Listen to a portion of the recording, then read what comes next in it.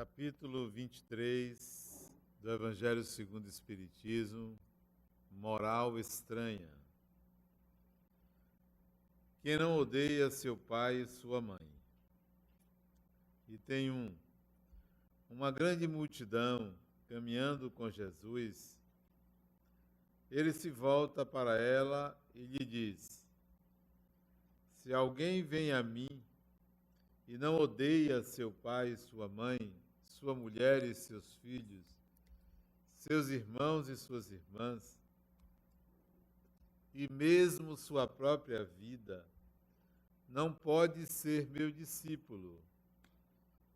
E quem não carrega a sua cruz e não me segue, não pode ser meu discípulo. Assim, quem dentre vós não renuncia a tudo que tem, não pode ser meu discípulo. Aquele que ama seu pai ou sua mãe mais do que a mim, não é digno de mim. Aquele que ama seu filho ou sua filha mais do que a mim, não é digno de mim. Comentários de Allan Kardec sobre estas palavras ditas por Jesus. Certas palavras muito raras fazem um contraste tão estranho na boca do Cristo que instintivamente se rejeita seu sentido literal, e a sublimidade de sua doutrina não sofre com isso nenhum atentado. Escritas depois da sua morte, porque nenhum evangelho foi escrito durante sua vida, é lícito acreditar que nesse caso a essência do seu pensamento não foi bem interpretada, ou, o que não é menos provável, o sentido primitivo sofreu alguma alteração ao passar de uma língua a outra. Teria sido suficiente que um erro fosse cometido uma primeira vez para que fosse repetido nas reproduções, como aqueles que se veem frequentemente nos fatos históricos. A palavra ódio, nesta frase de Lucas, se alguém vem a mim e não odeia seu pai e sua mãe, inclui-se nesse caso. Não há ninguém que tenha pensado em atribuí-la a Jesus. Seria preciso saber, primeiramente, se ele a pronunciou. E, no caso afirmativo, saber se na língua em que se exprimia, essa palavra tinha o mesmo sentido que na nossa. Nesta passagem de João, aquele que odeia sua vida neste mundo e conserva para a vida eterna, certamente não exprime a ideia que lhe atribuímos. A língua hebraica não era rica e havia muitas palavras com vários significados. Tal é, por exemplo, aquele que na Gênese designa as fases da criação e serviu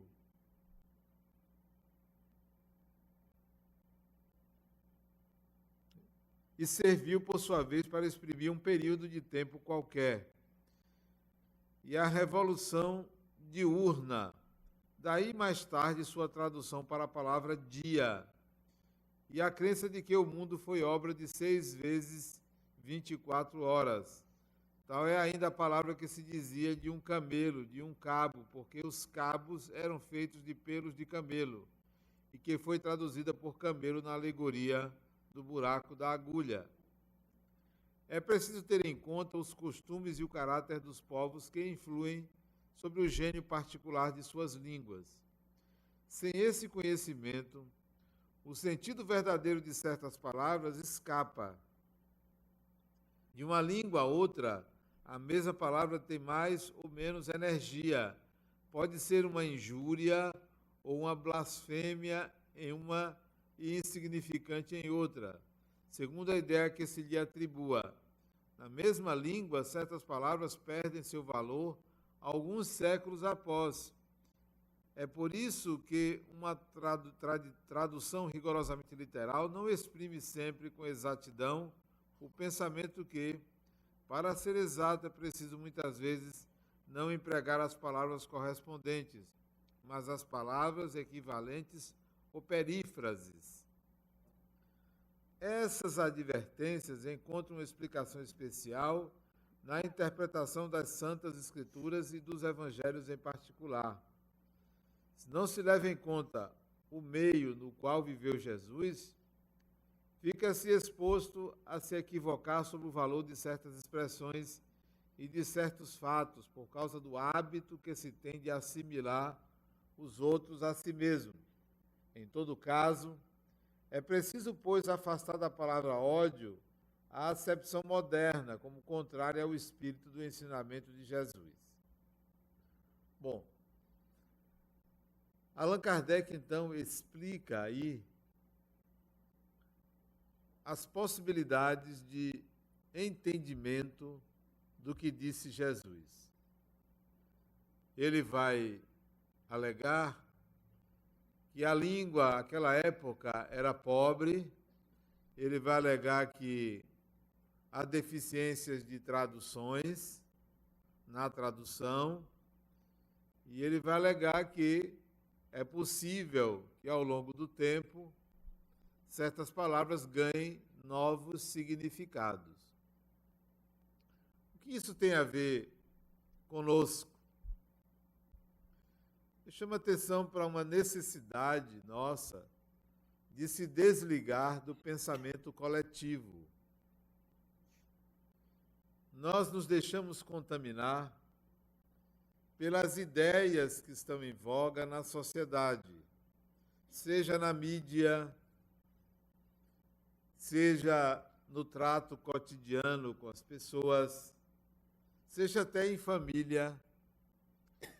Existe aquilo que é o senso comum, a ideia coletiva. E muitas vezes, nossas ideias, nossos pensamentos não são particulares. Nós exprimimos o que todo mundo pensa, o senso comum. E será o senso comum, será o pensamento coletivo o guia mais adequado, a forma mais evoluída, ou melhor entendimento para cada ser humano? Talvez não, e eu digo mais, certamente não. É o senso coletivo, é o senso comum, que pega um assaltante, um ladrão, e amarra num poste, ou então lincha ele. É o senso comum. É o senso comum que abre porta aos preconceitos coletivos, às exclusões. É o senso comum que provoca o espírito de corpo, o corporativismo, o nacionalismo e outros ismos. Não é diferente com o Evangelho, ou com aquilo que Jesus disse. Como o próprio Allan Kardec chama a atenção, os Evangelhos não foram escritos quando ele estava encarnado, quando ele estava vivo. Ora, quem sabe de fato o que ele disse? Ele não revisou? Ele não revisou, simplesmente alguém disse que ele disse. Isso não quer dizer que eu queira destruir tudo que está escrito e dizer, então não foi ele que disse nada disso. Não precisamos chegar a esse termo.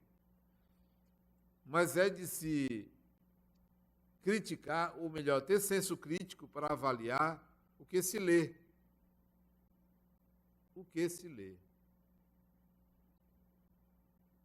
O cristianismo é a maior religião do mundo, o cristianismo.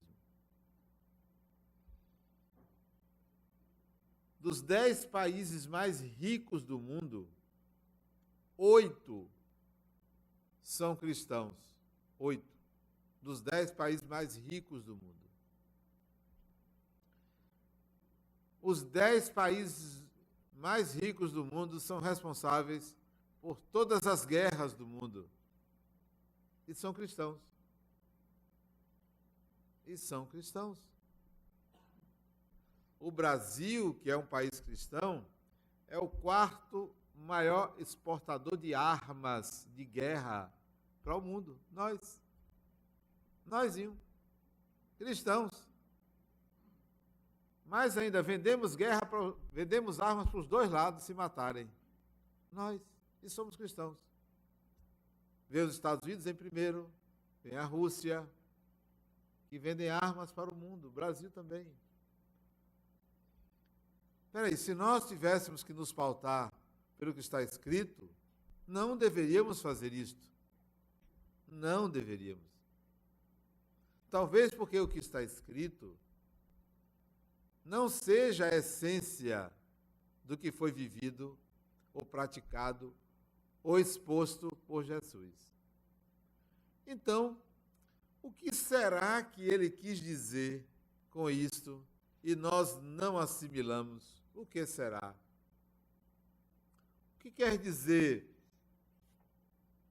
aquele que ama seu pai ou sua mãe mais do que a mim não é digno de mim? Se levarmos ao pé da letra, nós vamos continuar vendendo armas e matando pessoas.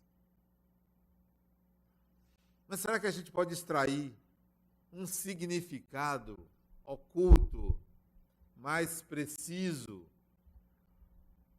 o que poderia ser melhor vivido?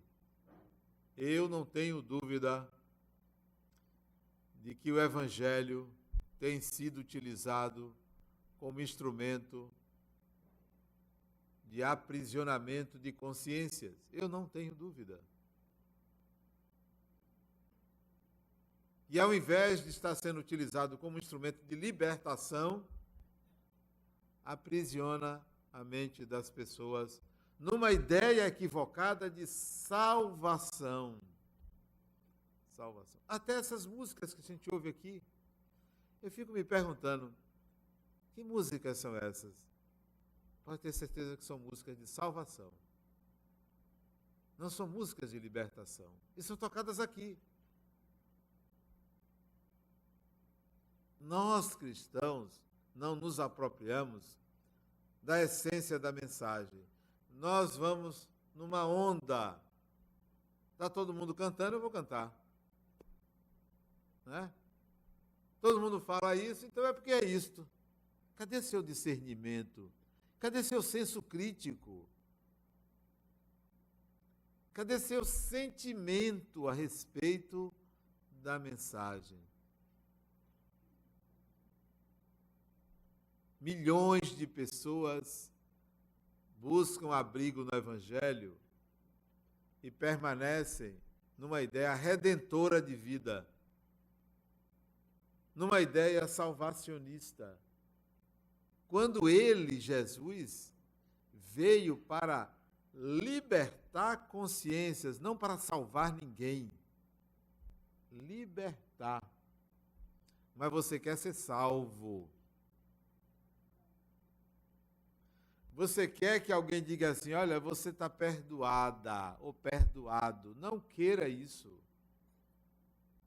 Não queira uma doutrina que ele perdoa, porque você não precisa de perdão. Porque você não deveria se culpar.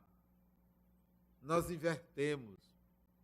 Usamos o Evangelho como instrumento de aprisionamento. Aprisionamento. Como o outro chegou para mim e disse, Adenauer, como é que você busca Deus? Eu não busco Deus. Quero buscar. Que é isso? Ou quando você morrer, você não vai ao encontro de Deus? Eu não vou, não quero. Que é isso? Lá ele. Não quero no encontro, não. Eu sinto Deus. Não vou ao encontro dele. Ele não está lá e eu aqui. Eu não vou buscar. Não, essa é uma ideia que eu já não comungo, por um senso crítico, por uma busca pessoal. Faça a sua busca pessoal. É tudo muito bonito, mas veja para onde você está indo. Você está indo para o buraco. Não vá. O Evangelho é libertador. Libertador. Eu não me esqueço de Yogananda. Quem não ouviu falar, entre no Pai dos Burros, que é a internet. Toda pessoa que não sabe vai lá procurar saber. Antigamente era o dicionário, hoje é a internet. Né? Pai dos Burros, a internet. Se emburreceu, vai na internet. Yogananda. Yogananda foi um maravilhoso, sábio yogi indiano que migrou para os Estados Unidos no final do século XIX, início do século XX. Foi pregar a doutrina hindu nos Estados Unidos. Lê do engano. Lê do engano. Ensinar o hinduísmo no império do capitalismo não ia vingar. Desestimulado porque não alcançava seu intento, poucas pessoas vinham assisti-lo. Passada a onda inicial de surpresa, quem é esse yogi indiano?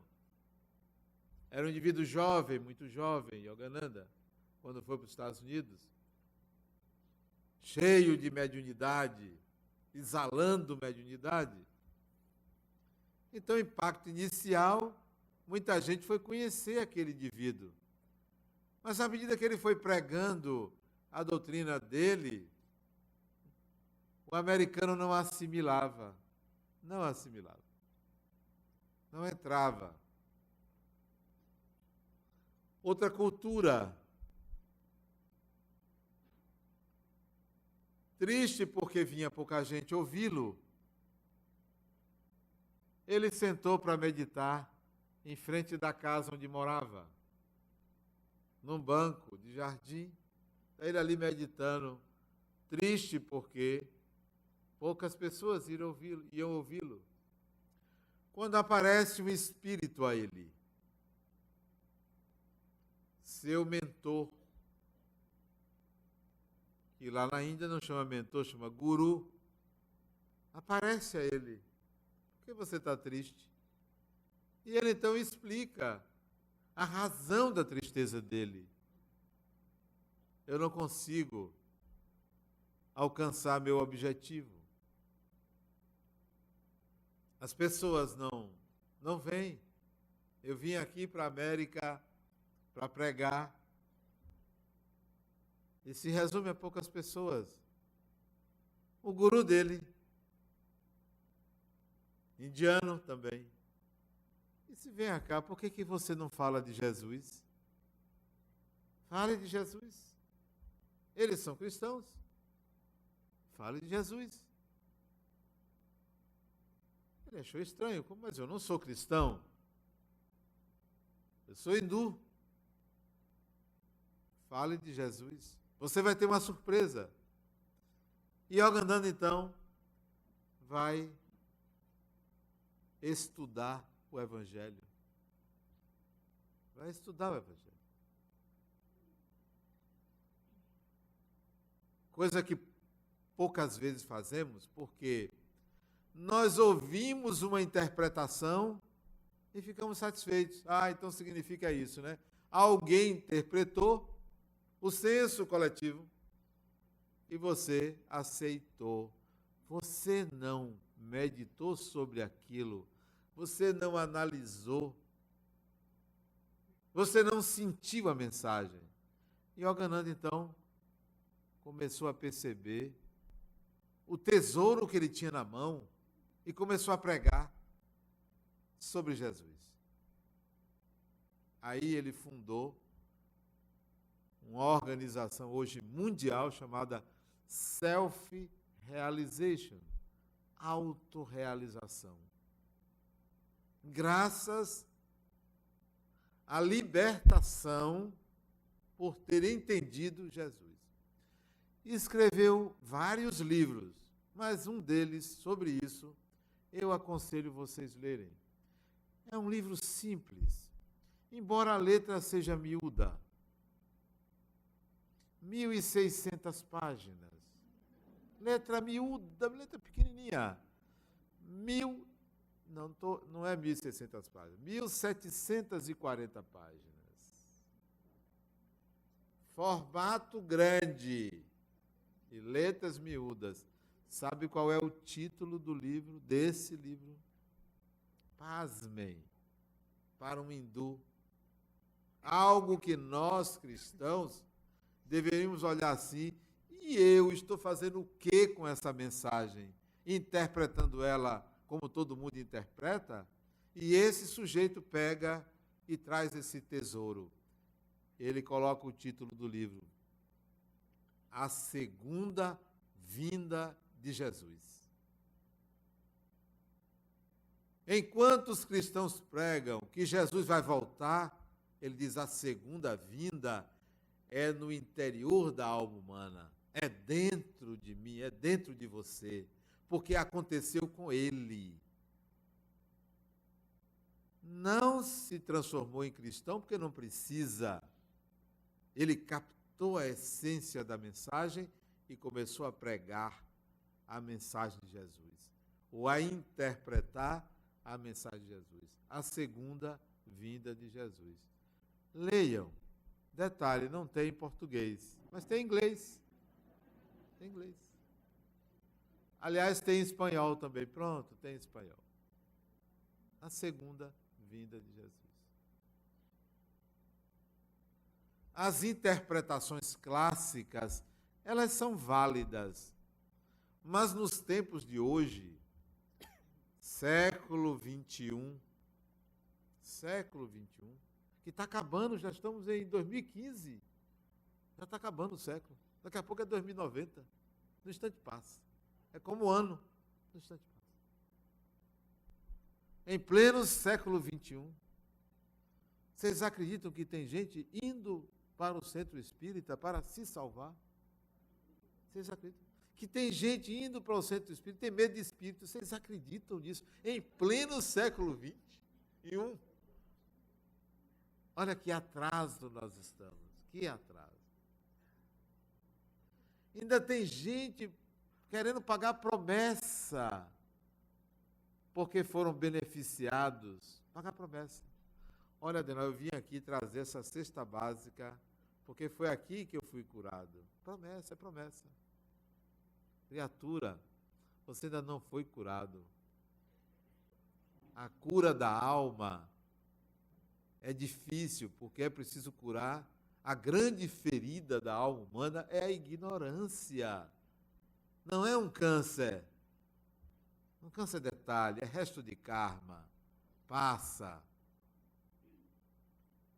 A ferida da alma é a ignorância. É achar que acabou. Agora eu estou bem. Estou ótimo, já passou. Não passou. A vida é um eterno vir a ser. Não passou. A mensagem de Jesus é para libertar a consciência, não para curar corpos, ou para você se reconciliar com o adversário. O grande adversário seu é você, não é outra pessoa. Coitado de outra pessoa que tem que lhe suportar. Não é outra pessoa. Coitado de outra pessoa que você provoca ele a ponto dele querer lhe agredir. O grande inimigo seu é você. Como entender, então, aquele que ama seu pai ou sua mãe mais do que a mim, não é digno de mim? Havia uma necessidade dos primeiros cristãos de exaltar a figura de Jesus, transformando ele num grande Deus, Nós fazemos isso. Nós fazemos isso. A pessoa morreu, a gente santifica. O marido não valia nada. Quando ele morre, ela chora por ele. E ainda vai dizer que era um santo homem. Não valia nada o sujeito. Nada. A outra chega para mim, Adenauer. Minha irmã faleceu. E nós estávamos brigadas. E ela ficou zangada comigo porque eu disse muitas coisas a ela que feriram ela. E ela veio a falecer. Não porque eu disse isso, mas veio a falecer. E eu me sinto muito culpada porque eu disse aquilo a ela e não pude me reconciliar com ela, pedir perdão a ela. Vem cá, o que você disse a ela? Ela tomou um dinheiro emprestado de minha mãe e não devolveu. Ela falou mal de não sei quem. Eu disse, isso é verdade? É. Então por que você vai pedir perdão a ela? Se ela era mau caráter, por que você vai pedir perdão? Perdão por quê? Ela que deveria dizer assim, poxa, minha irmã tinha razão. Eu sou mau caráter mesmo. Por quê? Só porque morreu? Você fica com essa consciência culpada? Morri brigado com fulano. E se você tem razão? Cabe a fulano que está desencarnado dizer, eu não devia ter feito isso. Então, não mude sua opinião às pessoas porque elas desencarnaram. Nem santifique. Eles santificaram Jesus. Santificaram Jesus. Pior do que isso, endeusaram.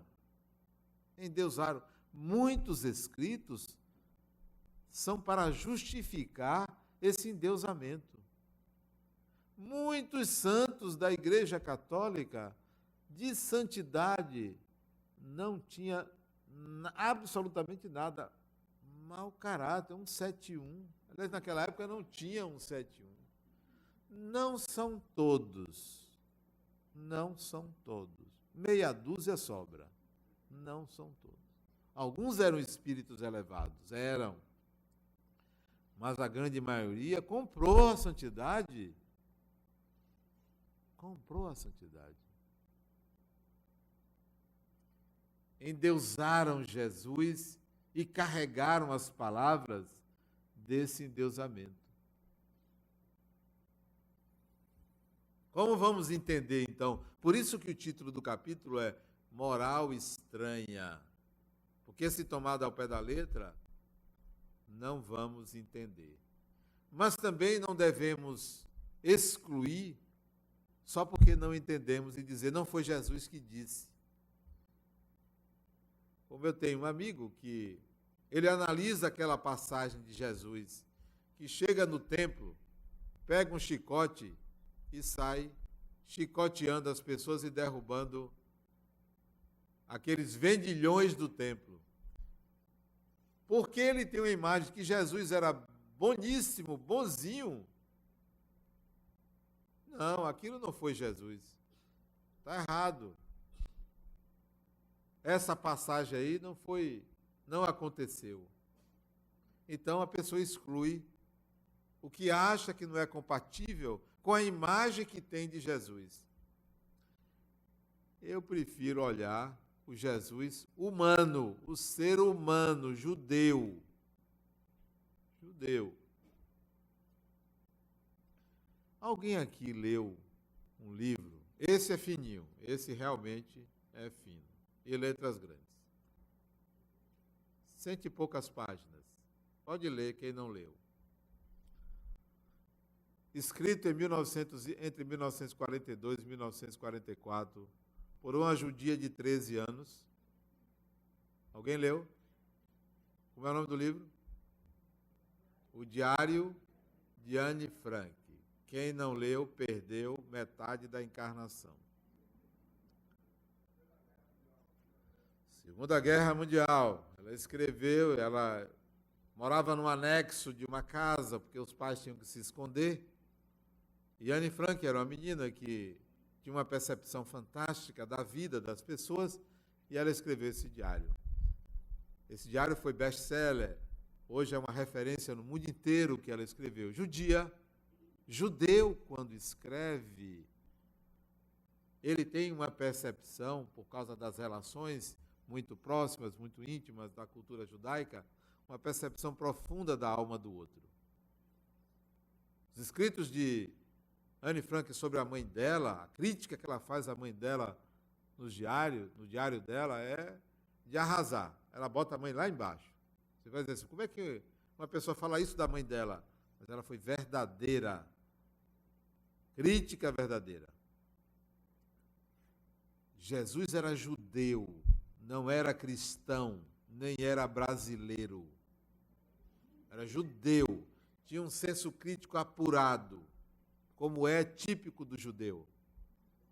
E digo isso como uma qualidade, não digo isso como uma crítica, não, como uma qualidade. Então, muito provavelmente, ele se irritou naquela hora. Não é se irritou, não, se irritou, porque eu sou baiano, né? Se irritou naquela hora. Porque era um ser humano. Mas as pessoas colocam Jesus num lugar inacessível, improvável de ser verdadeiro. Então, a mãe e o pai aqui é colocado como arquétipos. Como arquétipos. Porque muito provavelmente sofreu alterações com as traduções. São arquétipos. O que é mais valioso para você? O que existe mais valor para você? Sua vida ou a vida de outra pessoa? Me desculpe, se for a vida de outra pessoa, é melhor você desencarnar. Logo. Ah, não. A vida de meu filho é mais importante que a minha. Meus pêsames. Meus pêsames. A vida de minha mulher é mais importante que a minha. Eu nunca ouvi isso, eu só estou falando como exemplo.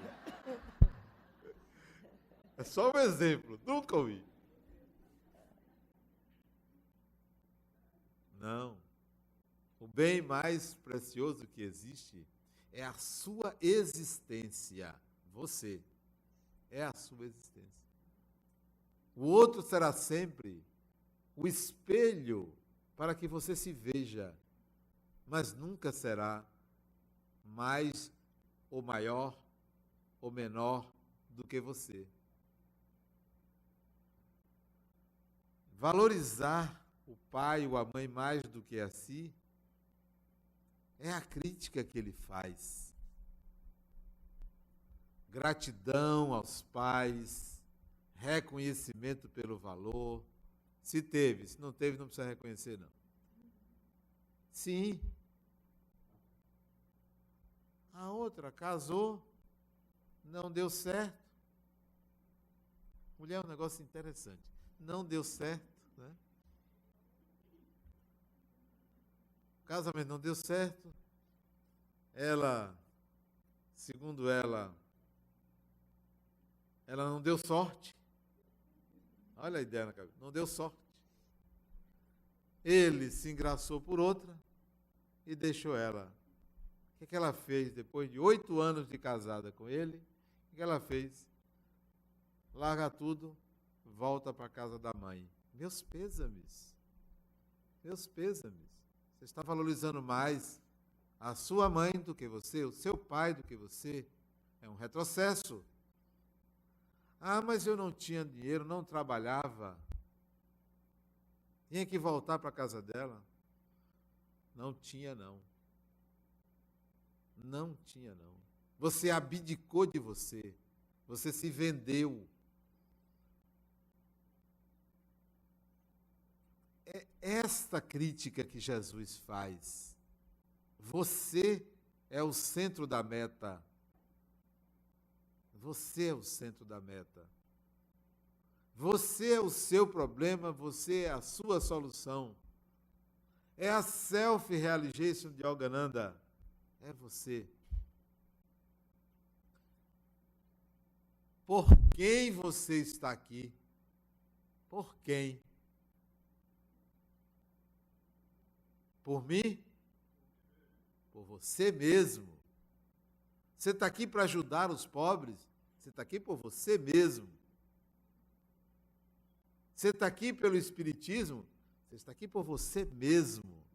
Você tem que se implicar como grande alvo de mudanças. Eu estou aqui para crescer, eu estou aqui para perdoar o inimigo, que sou eu mesmo, eu estou aqui para ajudar o pobre, que sou eu mesmo.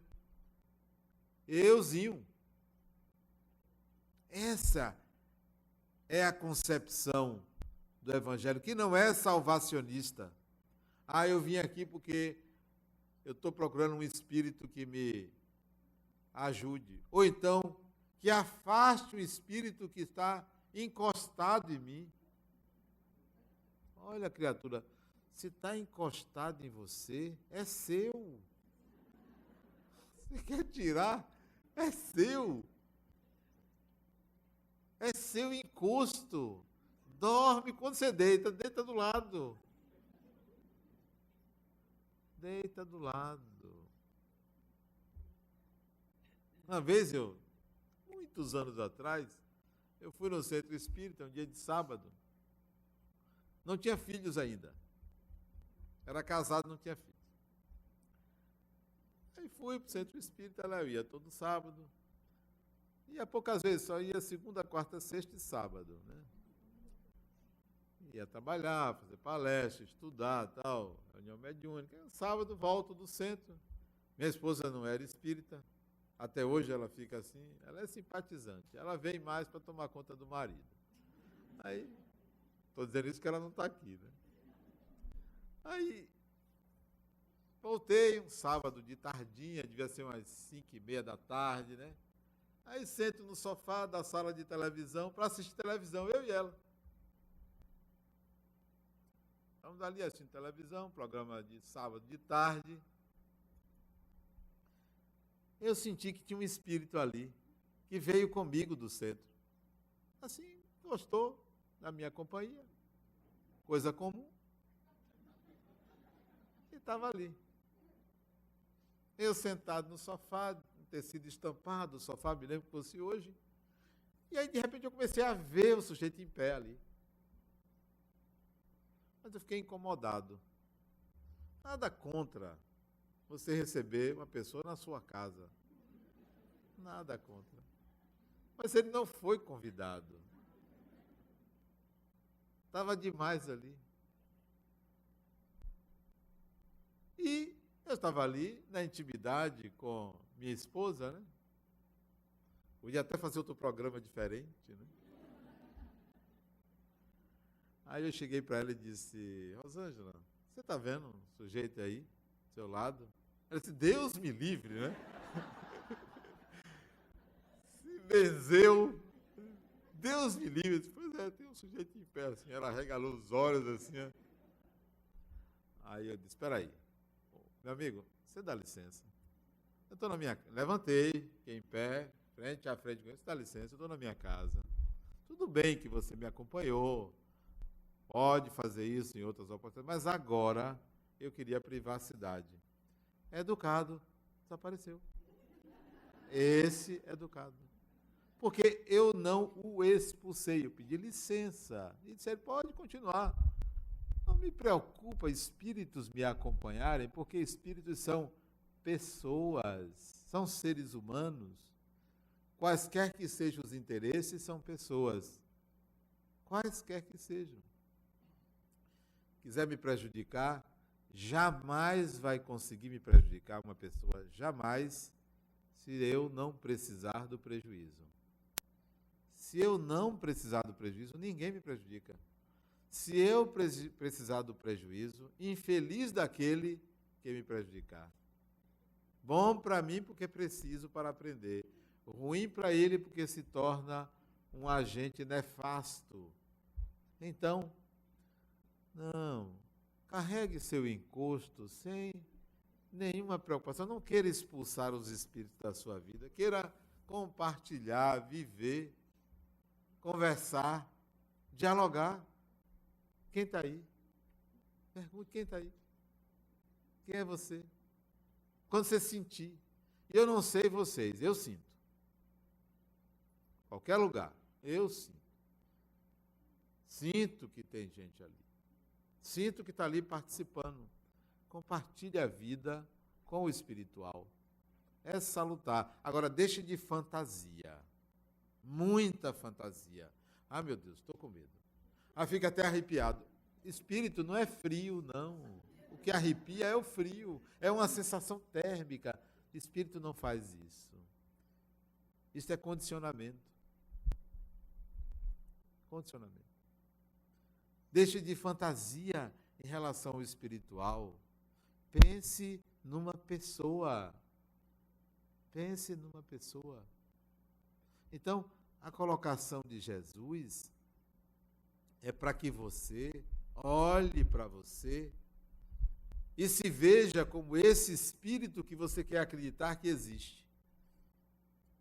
E valorize essa condição de ser espiritual. Mas não como uma teoria, não como uma crença. Eu não acredito, eu sei, eu sinto, não é uma crença. Não é porque li, a leitura me fez materializar o que eu já sabia. Quando eu li o Livro dos Espíritos a primeira vez, eu disse, poxa, é isso que eu sei que é isto.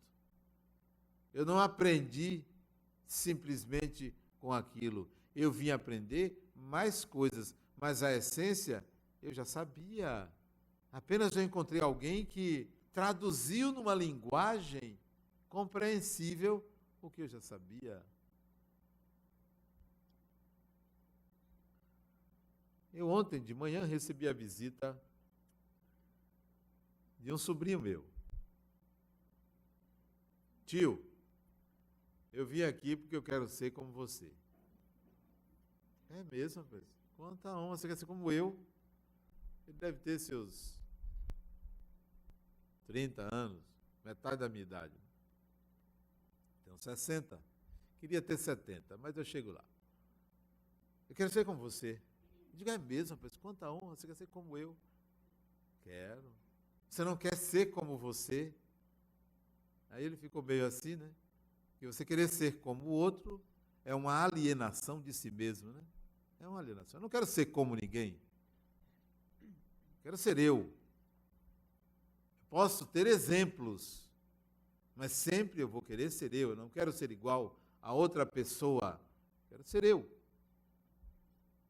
Ele ficou assim, não, eu também quero ser eu, claro, mas eu quero chegar onde você chegou. Você sabe onde eu cheguei? Tá, como é que eu sou? Para eu saber o que é que você quer. Você quer ser como eu, então, o que é que eu sou? E ele falou de um personagem fantástico e maravilhoso. Não estava errado, não. Falou coisas bonitas, né? Digo, rapaz, para você chegar nesse ponto, quantas encarnações você quer? Quantas? Você sabe quando eu comecei? Tem séculos isso. Isso não foi agora. Isso não é resultado de uma decisão momentânea. Isso é um processo. É uma caminhada de séculos. Isso é uma decisão de espírito. Você quer? Ele disse, eu quero. Então, decida que você vai começar agora esse processo de consciência de ser espírito. Isso não é rápido. São uma série de ações em várias encarnações que você vai trilhar um caminho. Então, vamos lá. Você quer? Se quer. Quando é que eu começo, tio? Começar? Quando você começa? Eu vou lhe dar um livro para você ler. Um livro. Você vai começar com um livro. Um livro. Começa com um livro. Esse livro vai ser um marco para você. Porque ele foi para mim. Você não quer ser eu? Então ele foi um marco para mim. E eu quero que seja para você. Você vai ler o livro dos Espíritos, de Allan Kardec. Vai começar com esse livro. E se eu já li, não leu não. Você passou os olhos. você queria acreditar. Não, você não vai acreditar, não. Você vai ler agora para tomar consciência. É outra leitura, não é aquela que você fez. Você fez a leitura se perguntando assim, será que isso existe? Será que não existe? Será que é? Você fez uma leitura para se convencer. Não. Você vai fazer uma leitura agora para entender os alicerces da alma. Isso ontem de manhã. Ontem de manhã. Aqui em cima. Vá. A gente se encontra daqui a 200 anos. A gente se encontra. Vamos ver. Rapidinho. Passa rápido. Sério, passa rápido. Uma encarnação é um segundo. Uma encarnação, não se iludam. Não se iludam com o tempo. Não se iludam com o tempo. Às vezes basta 1 hora, não precisa um dia. Às vezes basta 5 minutos, não precisa um mês, para uma decisão. Para uma decisão não precisa uma encarnação. Basta uma renúncia. Não se iludam com o tempo. Não se iludam com o tempo. Não precisa de muito tempo. Precisa de muito sacrifício, muita vontade, muita determinação. Porque o tempo é relativo. Isso pode ser num minuto, em 1 ano, em 100 anos. Como? Piscar de olhos. Passa rápido. Muito rápido. Não demore muito para renunciar ao que não lhe faz crescer. Não demore muito. A outra chegou para mim e disse, Adenauer, eu não consigo deixar de fumar. Eu disse, criatura, basta 1 segundo. Basta 1 segundo. Renuncia ao prazer. Como assim? Renuncia ao prazer. Basta 1 segundo. É uma decisão de renúncia ao prazer. Faça o seguinte, disse eu a ela, faça o seguinte. Hoje, não vá trabalhar hoje, não. Você está me considerando faltar o trabalho? Falte.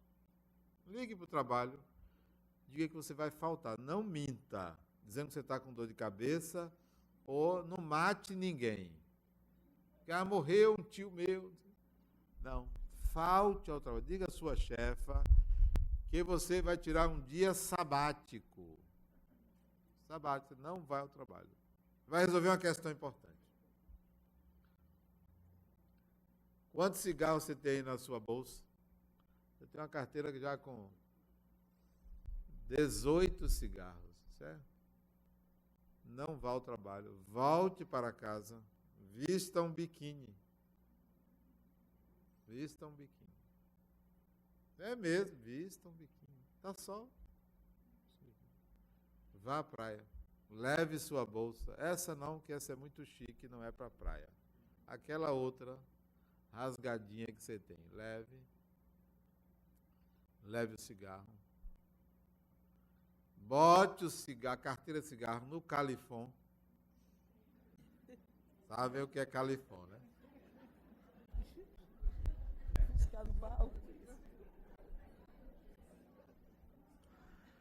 Essa é a linguagem dos espíritos. Fale califão. Ó. E dê um mergulho. E lá no fundo, deixe o cigarro. E quando você voltar a respirar, lembre-se de quem é você. Espírito imortal. É 1 segundo. Ou é 1 século, escolha. Renuncie. A mensagem de Jesus é uma mensagem para você, como foi para mim. Não é para todo mundo, é para você. O que é que você faz dela? Não titubeie. Saia do senso coletivo, do senso comum e vá para a essência da mensagem. A mensagem é libertadora. Libertadora. Não é aprisionadora. Ser discípulo de Jesus deve ser interpretado, porque nenhum espírito vai querer seguidores a vida toda, todo mundo seguindo. Não. Você tem que seguir, sabe a quem você tem que seguir? A você mesmo. Você tem que ser o seu guru, você tem que ser o seu mestre. Você tem que alcançar uma consciência espiritual capaz dela própria ser o seu guia. Não é outro guia. A mensagem é libertadora, não é aprisionadora. Seguir Jesus é o self-realization, é a autorrealização. Isso é seguir Jesus. Não é ficar ali rezando, pedindo todo dia. Pedindo e não renuncia. Pedindo e não renuncia. Renuncie. Nunca coloque absolutamente ninguém como seu problema. Ninguém. Você não é o meu problema. Seu problema é a sua ignorância. O meu problema é a minha ignorância. Esse é o meu problema. Quem ignora, quem não tem sabedoria, tem um problema. A outra, com 66 anos, magoada com a irmã. Essa criatura, nessa idade, é a idade que você precisa ser sábia. Por que permanecer na ignorância você? Ah, mas você não sabe o que ela fez. Nem importa. Você alienou-se para entregar ao outro a causa da sua infelicidade. Cadê a sabedoria? 66 anos e não alcançou a sabedoria? A sabedoria você deve alcançar lá pelos 21, 22 anos de idade. Sabedoria. Uma pessoa que chega aos 21 anos de idade ainda está culpando outra pela sua infelicidade, não é sábia. 66 anos? Que atraso. Que atraso. 30 anos você tem que ter sabedoria. Mas não é a sabedoria da esperteza. A sabedoria de dizer, eu tenho que buscar meu bem-estar e o bem-estar do meu próximo. Isso é sabedoria. Meu bem-estar, o bem-estar do meu próximo. Eu tenho que querer o meu bem, querer o bem do próximo. Sabedoria. Para finalizar, a moral estranha, o conselho de Allan Kardec é: cuide das traduções, cuide das interpretações, tire suas conclusões, sempre buscando uma sabedoria na mensagem de Jesus, porque ela transcende a época, transcende o senso comum e foi dirigida ao seu coração. Muita paz.